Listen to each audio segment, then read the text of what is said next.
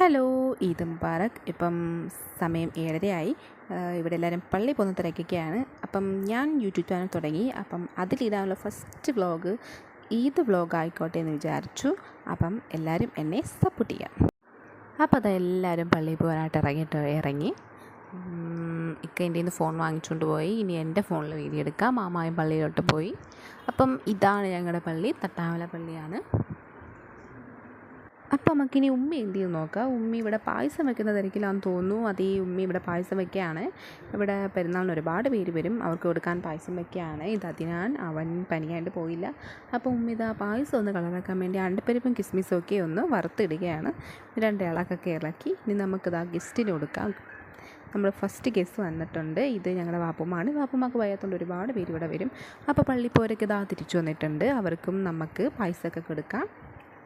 അവരിതാ പായസം കുടിക്കുന്നിടയ്ക്ക് ഇക്ക അതിന് ബിലാലിന് എന്തൊക്കെയോ പറയുന്നു. അതിവിടെ സ്ഥിരമാണ്. ഇനി അങ്ങോട്ടുള്ള വീഡിയോയിൽ കാണാം.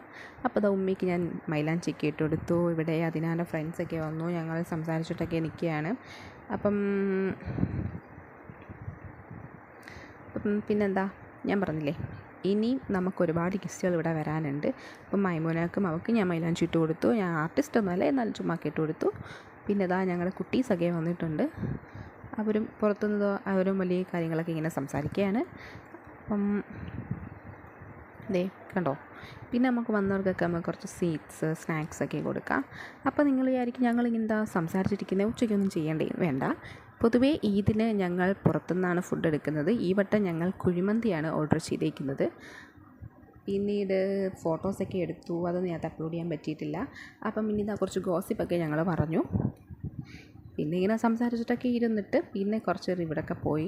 പിന്നീട് എൻ്റെ മന്തി വേറെ ചിക്കൻ വേറെയൊക്കെ സെപ്പറേറ്റ് ആക്കിയാണ്. അപ്പം അതിനാനും ഉമ്മിയൊക്കെ ഇതാ സെർവ് ചെയ്യാനായിട്ട് പ്ലേറ്റും പാത്രമൊക്കെ എടുത്തുകൊണ്ട് വന്നു.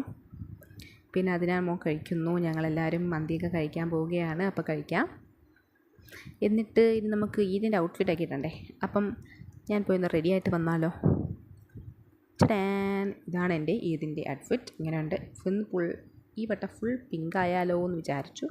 അപ്പം എങ്ങനെയുണ്ട്, കൊള്ളാമല്ലേ?